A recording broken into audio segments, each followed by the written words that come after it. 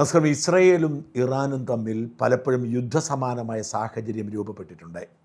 Israel ഇറാനിലേക്ക് മിസൈലുകൾ അയക്കുന്നു, Iran തിരിച്ച് ഇസ്രയേലിലേക്ക് മിസൈലുകൾ അയക്കുന്നു. ഈ സമയത്ത് നമ്മുടെ മാധ്യമങ്ങൾ, പ്രത്യേകിച്ച് ദേശാഭിമാനിയും മീഡിയ വണും മാധ്യമവും ഒക്കെ കാണുക രസമാണ്. ഇസ്രയേൽ ഇതാ തീരാൻ പോകുന്നു, ഇസ്രയേൽ ഇപ്പം ഇടിഞ്ഞുകുത്തി വീഴും, ഇറാൻ വിറപ്പിക്കുന്നു തുടങ്ങിയ വാർത്തകൾ വരും. അത് ഇന്നലെ മീഡിയ വൺ ആവർത്തിച്ചു. മീഡിയ വണിൻ്റെ ഇന്നലത്തെ റിപ്പോർട്ടുകൾ കണ്ടാൽ ഇസ്രായേലിനെ ഇപ്പോൾ ഇറാൻ ചുട്ട് ചാമ്പലാക്കും എന്ന് തോന്നുന്ന സാഹചര്യമാണ്. യഥാർത്ഥത്തിൽ സംഭവിച്ചത് എന്താണെന്ന് നമുക്കറിയാം. വളരെ കൃത്യമായി പദ്ധതിയിട്ട്, കൃത്യമായി പ്ലാനിട്ട് അവർ യുദ്ധത്തിൻ്റെ തുടക്കത്തിൽ തന്നെ അവരുടെ ലക്ഷ്യം നേടി. പലപ്പോഴും ഒരു ലക്ഷ്യത്തിന് വേണ്ടി യുദ്ധത്തിനിറങ്ങുന്നവർ എവിടെയെങ്കിലും വെച്ചാണ് ആ ലക്ഷ്യം നേടുന്നതും യുദ്ധം അവസാനിപ്പിക്കാൻ തയ്യാറാവുന്നതും. എന്നാൽ യുദ്ധത്തിൻ്റെ ലക്ഷ്യം പൂർത്തിയാക്കിക്കൊണ്ടായിരുന്നു ഇസ്രായേൽ യുദ്ധം ആരംഭിച്ചത് തന്നെ. അതുകൊണ്ട് ഇപ്പം നിലവിളിയാണ്, കരച്ചിലാണ്, ബഹളമാണ്. അതൊക്കെ നടക്കട്ടെ. നിലവിളിക്കാനും കരയാനുമൊക്കെയുള്ള അവകാശം എല്ലാവർക്കുമുണ്ട്. പക്ഷേ എങ്ങനെയാണ് ഇസ്രായേൽ ഇത്ര കൃത്യതയോടെ ഈ ഓപ്പറേഷൻ നടത്തിയത് എന്ന് ഒരിക്കൽ കൂടി ചർച്ചയാവുകയാണ്. മാധ്യമത്തിൻ്റെയൊക്കെ ഭാഷയിൽ പറഞ്ഞാൽ വിസ്മയം എന്ന് ചേർക്കേണ്ടി വരും. ഇസ്രായേൽ എന്ന രാജ്യം വളരെ ചെറിയ രാജ്യമാണ്. വളരെ കുറച്ച് ജനങ്ങൾ മാത്രം തിങ്ങിപ്പാർക്കുന്ന ഒരു രാജ്യം. ആ രാജ്യത്തിൻ്റെ ചുറ്റിനും ശത്രുക്കളാണ്. ആ രാജ്യം സ്ഥാപിതമായപ്പോൾ അംഗീകരിക്കാതെ ജോർദാനും ഈജിപ്തും അടക്കമുള്ള രാജ്യങ്ങളുടെ നേതൃത്വത്തിൽ ഇസ്രായേലിനെ ഇല്ലാതാക്കാൻ ആദ്യത്തെ യുദ്ധം നടത്തി. അന്ന് മുതൽ ഇങ്ങോട്ട് 3/4 നൂറ്റാണ്ട് പൂർത്തിയാകുമ്പോൾ ഇസ്രായേൽ എന്ന് പറയുന്ന രാജ്യം തുടർച്ചയായി ചുറ്റിനുമുള്ള ശത്രുക്കളാൽ ആക്രമിക്കപ്പെട്ടാണ് അവരുടെ കരുത്ത് തെളിയിച്ച് നിന്നത്. എന്നാൽ ഇപ്പോൾ ഇറാൻ എന്ന അവരുടെ ഏറ്റവും വലിയ ശത്രു രാജ്യത്തിന് നേരെ മിസൈലുകൾ അയക്കുമ്പോൾ, ഡ്രോണുകൾ അയക്കുമ്പോൾ, ബോംബിടുമ്പോൾ ഇസ്രായേലിൻ്റെ ശത്രുക്കൾ എന്ന് ലോകം കണക്കാക്കിയിരുന്ന അറബ് രാജ്യങ്ങൾ പോലും മൗനം പാലിക്കുന്നു. ഒരൊറ്റ രാജ്യം പോലും ഇറാനെ പിന്തുണയ്ക്കുന്നില്ല. എന്ന് മാത്രമല്ല, ഏറ്റവും വലിയ ഗൾഫ് രാജ്യങ്ങളൊക്കെ, അത് ഖത്തറാവട്ടെ, സൗദി ആവട്ടെ, ബഹ്റൈൻ ആവട്ടെ, UAE ആവട്ടെ, എല്ലാ രാജ്യങ്ങളും ഇസ്രായേലിനെ ആവശ്യമെങ്കിൽ സഹായിക്കാമെന്ന അവസ്ഥയിലേക്ക് മാറിയിരിക്കുന്നു. നിർണായകമായൊരു മാറ്റമാണിത്. ഇപ്പോൾ തൽക്കാലം അവരെല്ലാം മൗനം പാലിക്കുന്നു. ഒരക്ഷരം പോലും അവർ ഇസ്രായേലിനോ അമേരിക്കയ്ക്കോ എതിരെ പറഞ്ഞിട്ടില്ല. എന്നാൽ അവരുടെ ബേസുകൾ, അവരുടെ രാജ്യങ്ങളിൽ അമേരിക്കയുടെ സൈനിക താവളങ്ങളുണ്ട്. ആ താവളങ്ങൾ ഉപയോഗിച്ച് ഇതുവരെ യുദ്ധം ചെയ്തിട്ടില്ല. എന്നാൽ ഇറാൻ ബഹളം വയ്ക്കുകയാണെങ്കിൽ, ഇറാൻ യുദ്ധം തുടരുകയാണെങ്കിൽ ഈ താവളങ്ങൾ കൂടി തുറന്നു കൊടുക്കുകയും ഇറാനെ ശ്വാസം മുട്ടിച്ച് ഇല്ലാതാക്കുകയും ചെയ്യുന്ന സാഹചര്യമുണ്ട്. എല്ലാവരും ചർച്ച ചെയ്യുന്നത് അതല്ല, എങ്ങനെയാണ് ഖമനായി അടക്കം ഇറാൻ്റെ ഏറ്റവും പ്രധാനപ്പെട്ട ഭരണ നേതാക്കളെയെല്ലാം ഞൊടിയിടയിൽ ഒരു ഉറുമ്പ് പോലും അറിയാതെ വകവരുത്തിയത് എന്നതിനെക്കുറിച്ചാണ്. ആരും പ്രതീക്ഷിച്ചിരുന്നില്ല. നേരത്തെ പലതവണ ട്രംപ് ഭീഷണിപ്പെടുത്തിയിട്ടുണ്ട്. ഞങ്ങൾക്കറിയാം ഖമനായി എവിടെയാണെന്ന്, ഞൊടിയിടയിൽ ഞങ്ങൾക്ക് തീർക്കാൻ കഴിയുമെന്ന്. അന്ന് അവരെല്ലാം പുച്ഛിച്ചു തള്ളി.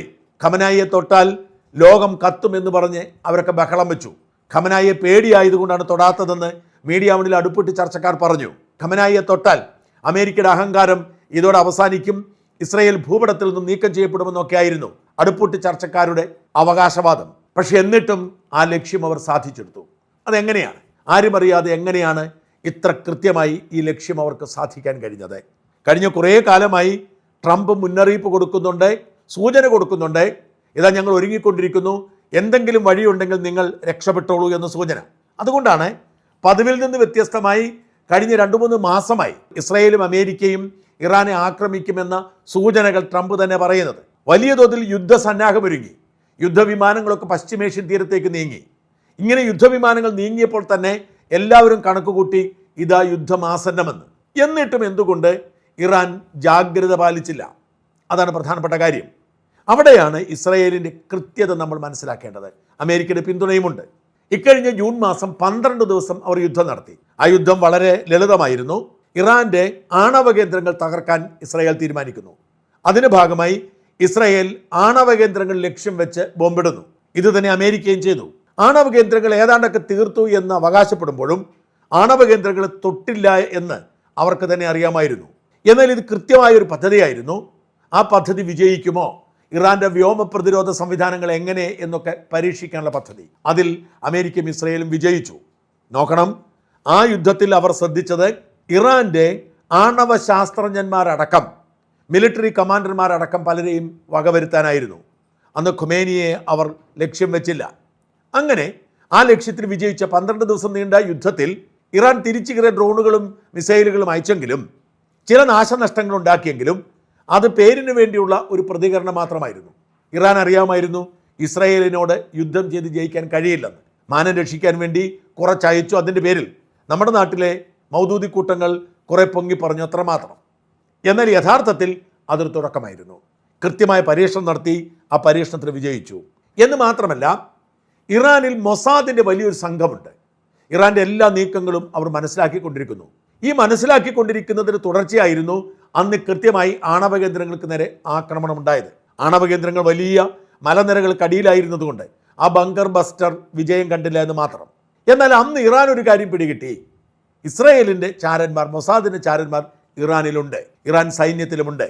അങ്ങനെ ഈ മൊസാദിൻ്റെ ചാരന്മാരെ കണ്ടെത്താൻ വേണ്ടി എലീറ്റ് ഗ്രൂപ്പിൽപ്പെട്ട ഇറാൻ മിലിറ്ററി ഇൻ്റലിജൻസിൻ്റെ ഒരു വിഭാഗത്തെ നിയോഗിച്ചു. ആ മിലിറ്ററി ഇൻ്റലിജൻസ് വിഭാഗം ആരാണ് മൊസാദിൻ്റെ ചാരന്മാർ എന്ന് അന്വേഷിച്ചുകൊണ്ടേയിരുന്നു. ഒടുവിൽ എല്ലാവരെയും ഞെട്ടിച്ചുകൊണ്ട് ഒരു കാര്യം ബോധ്യമായി.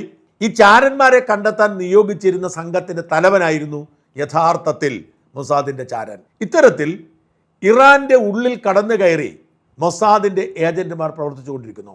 ഇറാൻ അത് തടയാനോ കണ്ടെത്താനോ സാധിക്കുന്നില്ല. അതുകൊണ്ടാണ് ഇത്ര കൃത്യതയോടെ സൂക്ഷ്മതയോടെ അവർ എല്ലാ ഫൈറ്റുകളും വിജയിക്കുന്നത്. നോക്കൂ, ഇസ്മയിൽ ഖനിയെ കൊന്നത് എങ്ങനെയാണ്? ഇസ്മയിൽ ഖനിയ ഇസ്രായേലിനെ പേടിച്ച് ഒരിക്കലും ദോഹ വിട്ട് ഒരിടത്തേക്ക് പോകുമായിരുന്നില്ല. ഹമാസിൻ്റെ തലവനാണ്. ദോഹയിൽ നിന്ന് എങ്ങോട്ട് പോയാലും ജീവൻ അപകടത്തിലാണെന്ന് അവർക്കറിയാം. അതേസമയം ദോഹ സുരക്ഷിതമാണ്. കാരണം ഖത്തറിൻ്റെ തലസ്ഥാനം എന്ന നിലയിൽ ഇസ്രായേൽ അവിടെ കയറി ഒന്നും ചെയ്യില്ല എന്ന ആത്മവിശ്വാസമുണ്ട്. എന്നിട്ടും പരിപൂർണ സുരക്ഷയിൽ, സമ്പൂർണ്ണ സുരക്ഷയിൽ അതീവ രഹസ്യമായി ദോഹ വിട്ട് ടെഹ്റാനിലേക്ക് പോവുകയാണ്.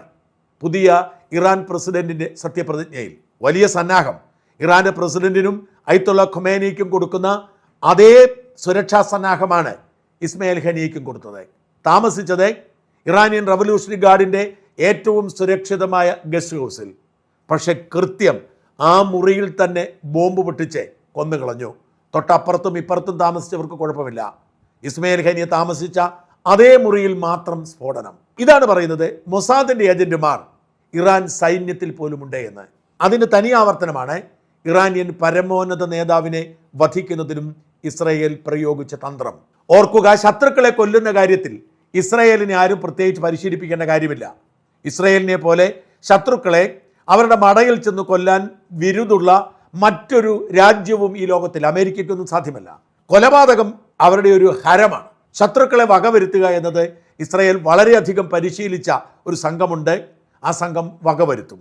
എന്നിട്ടും ഇന്നേ വരെ ഒരു രാഷ്ട്രത്തലവനെയും ഇസ്രായേൽ കൊന്നിട്ടില്ല. ആദ്യമായാണ് ഒരു രാഷ്ട്രത്തലവനെ, അതും മറ്റ് രാഷ്ട്രത്തലവന്മാരെക്കാൾ അധികാരം കൂടുതലുള്ള ഇറാൻ എന്ന രാജ്യത്തിൻ്റെ പരമാധികാരി, ആത്മീയമായും ഭൗതികമായും പരമാധികാരിയായ അയത്തുള്ള അലി ഖമൈനിയെ കൊന്നത്.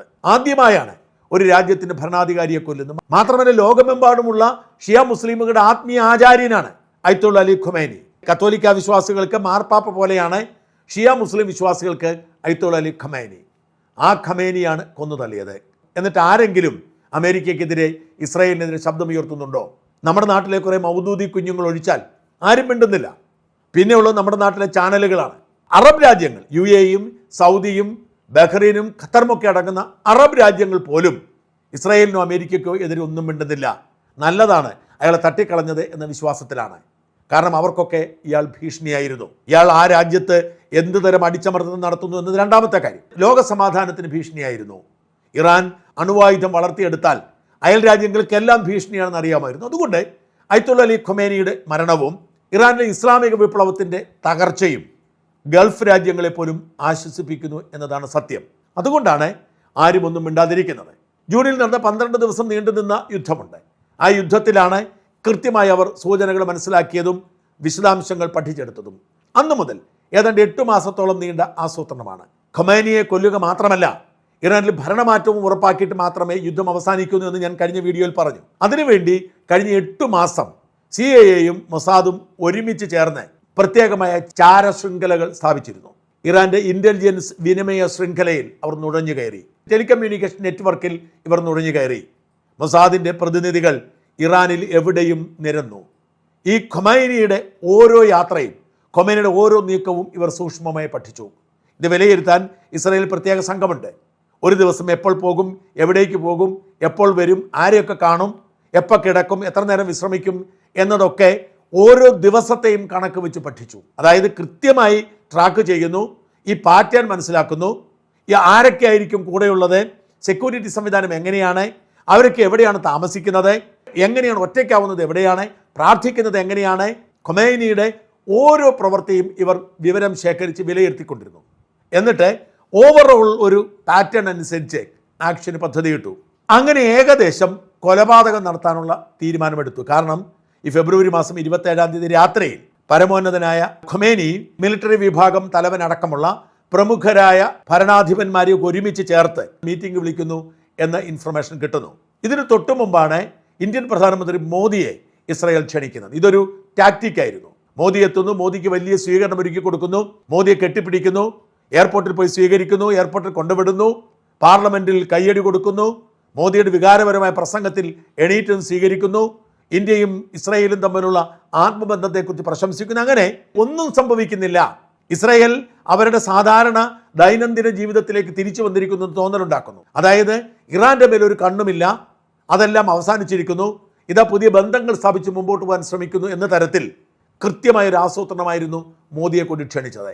ആ സമയത്താണ് കൃത്യമായി ഡേറ്റ് ഫിക്സ് ചെയ്യുന്നതും ആക്രമിക്കാൻ തീരുമാനിക്കുന്നതും.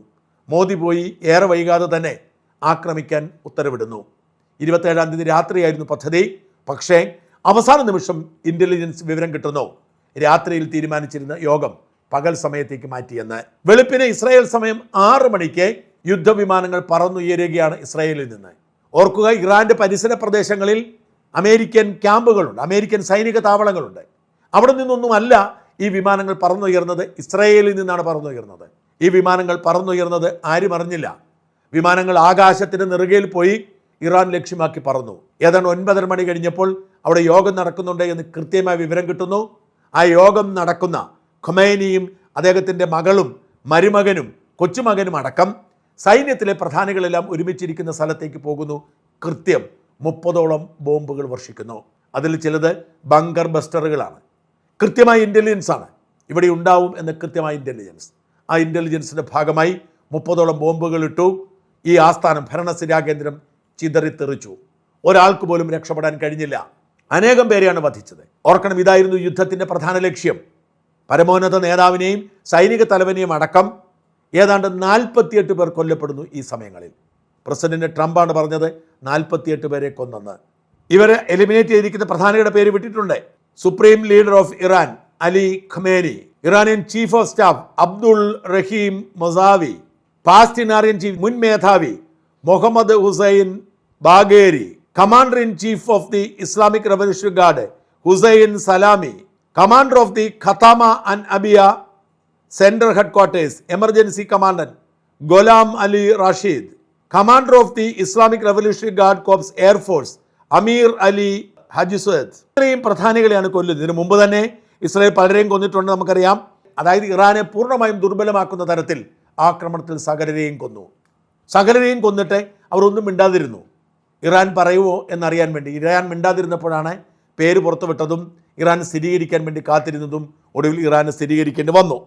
എന്തായാലും മൊസാദിൻ്റെ സാമർഥ്യം ഒരിക്കൽ കൂടി ചർച്ചയാവുകയാണ്. ഇനി എത്ര കാലം ഇറാന് പിടിച്ചു നിൽക്കാൻ കഴിയുമെന്ന് കണ്ടറിയണം. കുറച്ചൊക്കെ പ്രത്യാക്രമണം ഉണ്ടാവും. കാരണം ഇറാൻ വലിയ രാജ്യമാണ്, അവർക്ക് സായുധ ശേഷിയുണ്ട്.